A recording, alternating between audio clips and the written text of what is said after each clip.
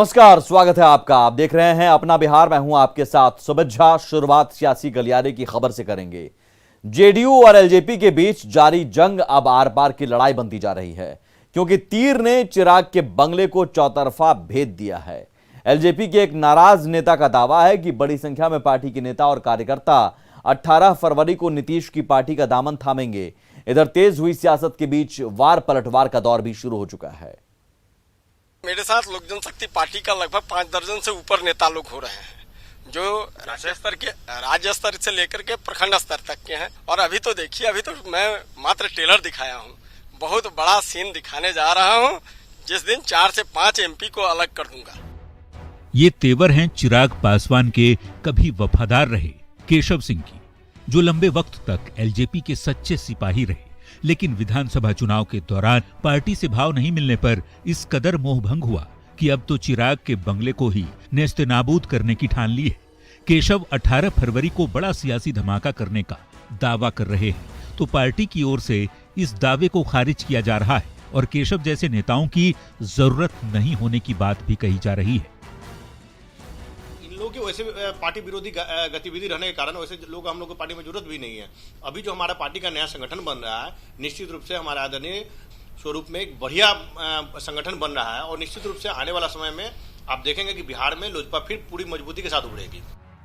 LJP में मचे घमासान ने बीजेपी जेडीयू को बैठे बिठाए हमला बोलने का मौका दे दिया। कोई चिराग को अपरिपक्व बता रहा है, तो कोई नीतीश के प्रभाव को इसकी वजह मान रहा है। मैं नहीं जानता कौन पॉलिटिकल पासवान, और ये एनडीए को नुकसान हुआ, हमारी सीटें घट गई, भारतीय जनता पार्टी और जदयू की सीटों का पर प्रभाव पड़ा।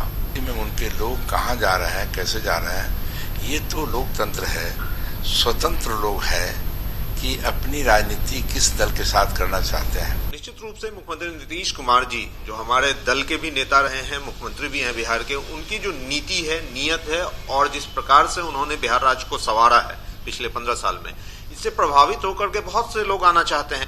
और वो लोग आना चाहते हैं जो हमारे नीति को मान रहे हैं, और उनका मानना है कि मुख्यमंत्री जी ही एकमात्र विकल्प हैं जिन्होंने बिहार का विकास किया है और आगे भी करेंगे। इन सब के बीच आरजेडी नीतीश पर हमलावर है और सत्ता जोड़ तोड़ की सियासत करने का आरोप पार्टी के नेता लगा रहे हैं। देखिए, माननीय मुख्यमंत्री जी को बीजेपी तो चलने दे रही है, बिहार संभाल पा नहीं रहे, तो ये बदले की भावना में आ गए हैं। अपनी पार्टी तो इनकी खत्म हो गई है, इनके साथ तो कोई है नहीं, तो कोशिश में है कि अपने इनके जो प्रतिद्वंदी है उनमें से खींच के ममोड़ के अपने तरफ ला सके। कहते हैं सियासत समय की चाल से भी तेज चलती है।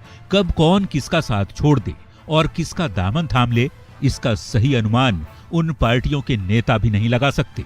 वैसे चिराग से केशव की बेवफाई एलजेपी पर कितनी भारी पड़ती है, देखने वाली बात होगी। अमित कुमार, न्यूज़ 18, पटना। शराब पीकर पकड़े जाने पर पुलिसकर्मी को तत्काल बर्खास्त कर दिया जाएगा। मद्य निषेध विभाग की समीक्षा के दौरान सीएम ने यह सख्त निर्देश दिया है। अब इस मुद्दे पर सियासत गरमाने लगी है। शराबी पुलिसकर्मियों पर सीएम सख्त।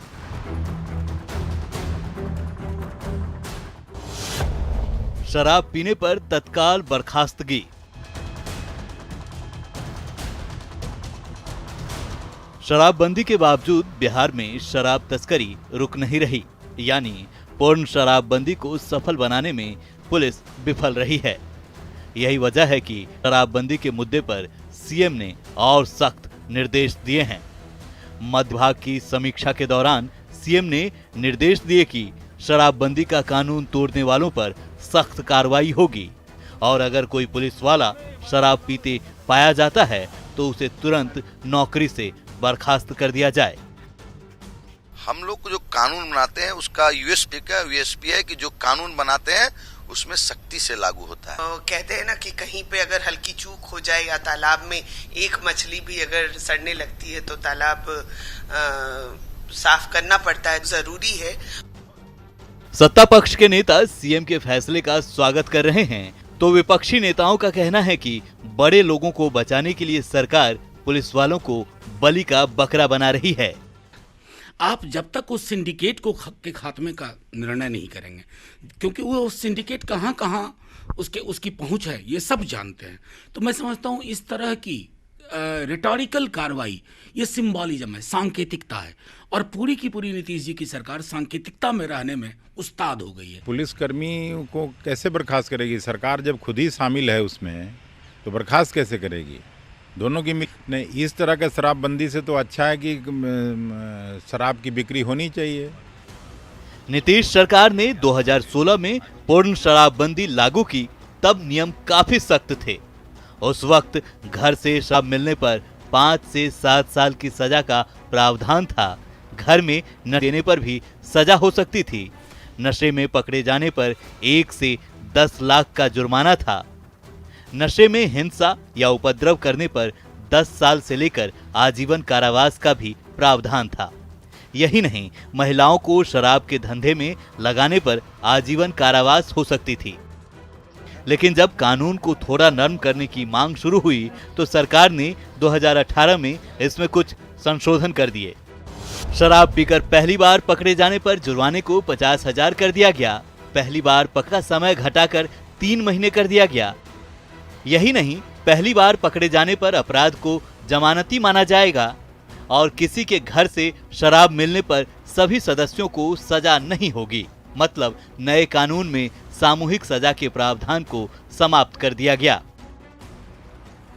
लेकिन कानून को नरम कर देने के बाद राज्य में शराब तस्करी बढ़ गई और ये आरोप लगने लगा कि राज्य में शराब फेल है, जिसके बाद सीएम ने सख्त निर्देश दिए हैं।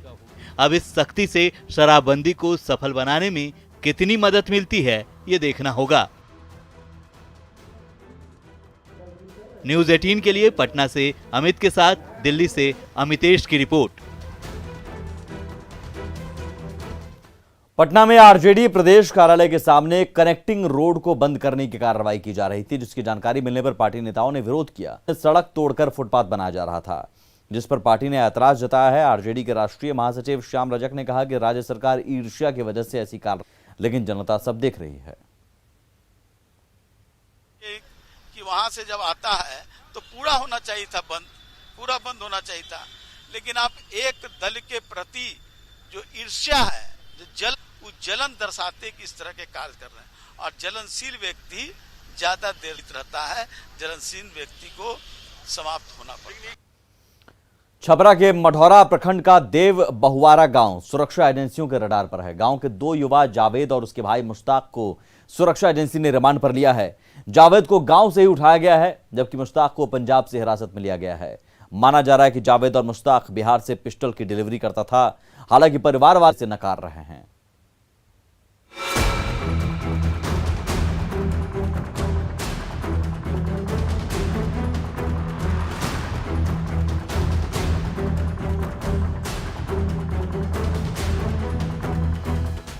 हिंदुस्तान में आतंकियों की बड़ी आशा हुआ है, जिसका कनेक्शन सीधे बिहार के छपरा से जुड़ गया है। छपरा से संदिग्ध युवक की गिरफ्तारी से भले ये पूरा परिवार खौफजदा हो, लेकिन जो सच्चाई है वो नाक है, क्योंकि जिस हथियार से आतंक की साजिश रची जा रही थी, उसका सप्लायर बिहार के छपरा का रहने वाला है। हालांकि अभी तक इस पूरी जानकारी को टॉप सीक्रेट रखा गया है। दरअसल आतंकी अब दूसरे राज्यों में पड़ रहे का इस्तेमाल कर रहे हैं। आतंकियों का नेटवर्क घाटी से बिहार तक फैलाने की कोशिश हो रही है। छपरा में मढ़ौरा प्रखंड का देव बहुआरा गांव सुरक्षा एजेंसियों के रडार पर है। इस गांव के 2 एजेंसियों ने जांच के नाम पर उठाया है, जिसके बाद गांव में हड़कंप मच गया है। कुछ भी नहीं है, कुछ भी नहीं है, सब झूठा गलत फंसा गया है। हाँ सर, कुछ भी नहीं है। हम लोग तो टूट गए हैं सर, अंदर से हमारा बाबू को कुछ भी नहीं पता चला। पिताजी शिक्षक, आप तो शिक्षक हैं जी। नहीं, इस तरह का अगर बच्चा मेरा होता तो मैंने उसको सजा सरकार जो भी देगी मैंने वो हमको मंजूर है, लेकिन उस तरह का मेरा बच्चा नहीं था। जावेद और उसके भाई मुश्ताक को पुलिस ने रिमांड पर लिया है। जावेद 12वीं पढ़ा लिखा है और परिवार वालों की दलील है कि आर्मी की तैयारी कर रहा था, जबकि जावेद का भाई मुश्ताक नर्सिंग की तैयारी में पंजाब के मोहाली में था, जहां से पुलिस ने उसे धर दबोचा। उसको फंसाया गया है, वो पढ़ता था, वहाँ कश्मीरी लोग छात्र भी पढ़ते हैं, वो पकड़ाया और साथ में रहता होता होगा, जिसके वजह से वो नाम जानता होगा, नाम ऐसे कर दिया है। कश्मीरी लोगों से कुछ रिलेशन इसका था? जी ना, पढ़ाई लिखाई के क्रम में दोस्ती हुई होगी। अभी तो 2 महीने उसको गया हुआ हो गया है जी। मुश्ताक जो है इसे ग्रेजुएशन किया है, इसके बाद उसका एडमिशन हुआ है। जावेद के पिता कह रहे हैं कि जावेद अपने भाई के साथ पढ़ रहा था, जिस वजह से कोई नाम जानता होगा, लेकिन वो बिल्कुल बच्चा का कोई माने पूरा थी बायोडाटा खंगाल लिया जाए, कोई इस तरह का ऐसी नहीं है। हम उन लोगों को कहे कि मेरा घर भी सर्च कर लीजिए, मेरा जो भी आपको कागजात मांगना हो मांग लीजिए, लेकिन कोई इस पर सुने नहीं और तुरंत जो है सो मेरे सामने मेरे बच्चा को मैंने 2-4 थप्पड़ भी लगाए लोग।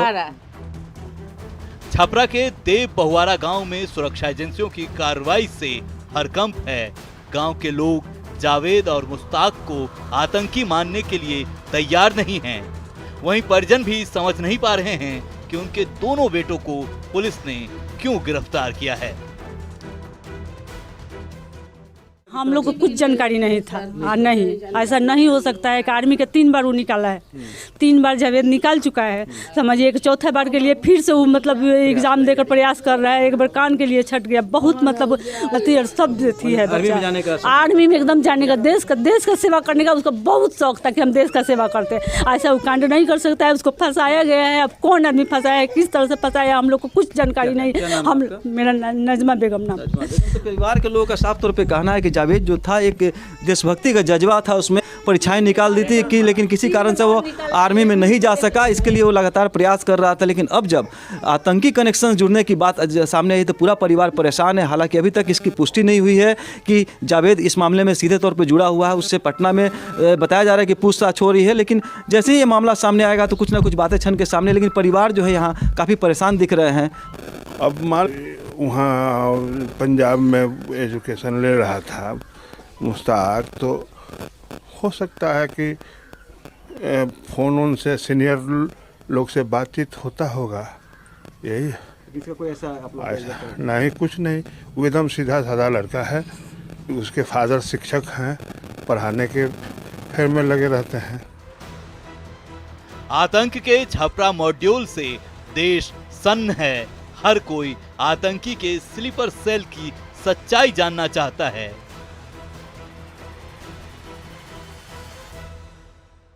जम्मू कश्मीर में पकड़े गए आतंकियों का छपरा कनेक्शन सामने आने के बाद मरोहड़ा प्रखंड का ये देव बहुआरा गांव जो है अचानक चर्चा में आ गया। आप यही वो गांव है जहां पे कल उसे यहां से उठाया है और उठा करके पटना ले गया। हालांकि पुलिस अभी तक इस मामले में कोई भी आधिकारिक बयान देने से बच रही है, लेकिन जो परिजनों से हमारी बात हुई है उसमें कहीं ना कहीं परिजन जो है परेशान है और ये जानने की कोशिश करें कि आखिर जावेद को किस आरोप में पकड़ा गया है। लेकिन परिजनों का साफ तौर पर कहना है कि जावेद का भाई जो मुश्ताक है उसे भी पुलिस ने पंजाब के माया है और कहीं ना कहीं एक कनेक्शन के तार लगातार जुड़ रहे हैं। हालांकि जब पुलिस अपना प्रेस कॉन्फ्रेंस करेगी साफ तौर पर सामने आ पाएगा कि आखिर ये दोनों भाई जो है वो किस तरह से उन आतंकियों से जुड़े हुए हैं। लेकिन परिवार जो है छपरा में देव बहुआरा गांव के लोगों का कहना है कि जावेद जो है, जावेद का सीधे तौर पे आतंकियों से कोई कनेक्शन नहीं हो सकता, क्योंकि वह सीधे पूरी तरह से देशभक्ति से लवरेज लड़का है और उसने कई बार सेना में जाने की कोशिश की है, वो एयरफोर्स में जाने की कोशिश कर रहा है, कई बार उसने परीक्षाएं भी दी है और वो देशभक्ति के कारण अपने देश के लिए हमेशा से आर्मी में जाने का उसका सपना रहा है। ऐसे में जब यह मामला का खुलासा हुआ है कि इससे जुड़े हुए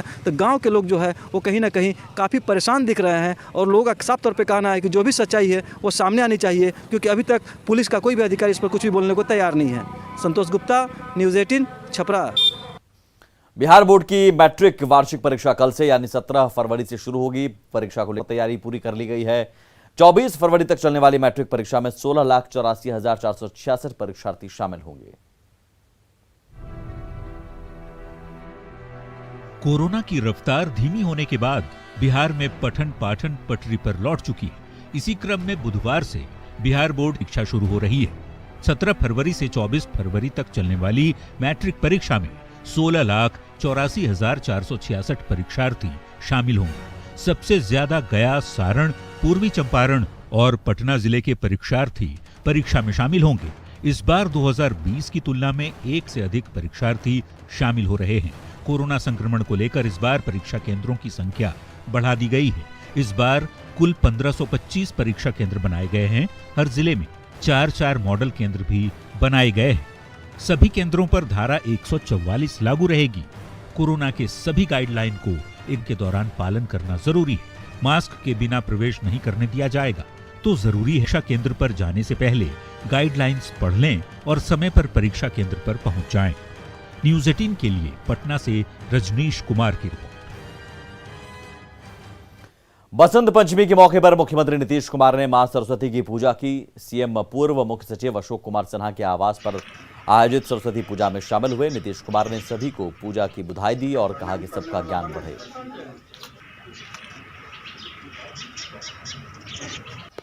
प्रणाम करने वाला बना की पूजा है।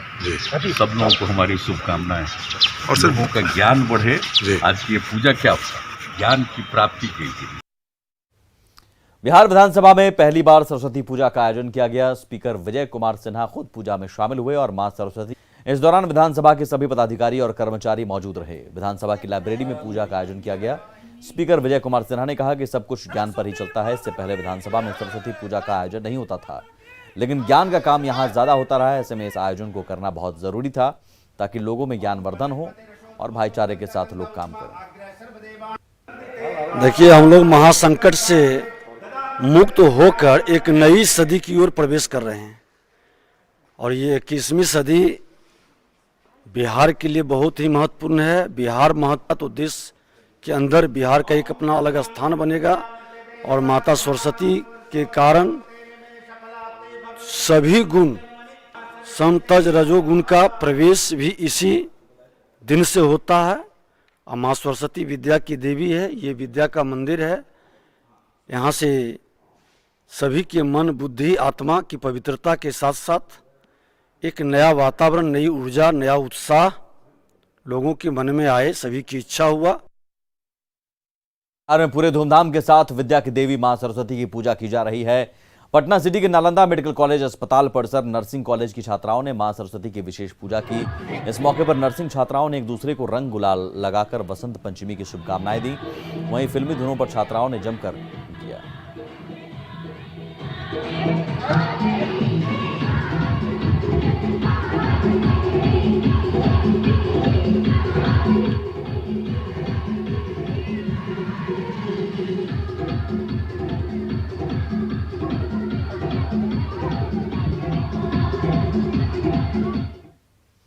और इसी के साथ अपना बिहार में इतना ही। आगे देखिए जोहार झारखंड।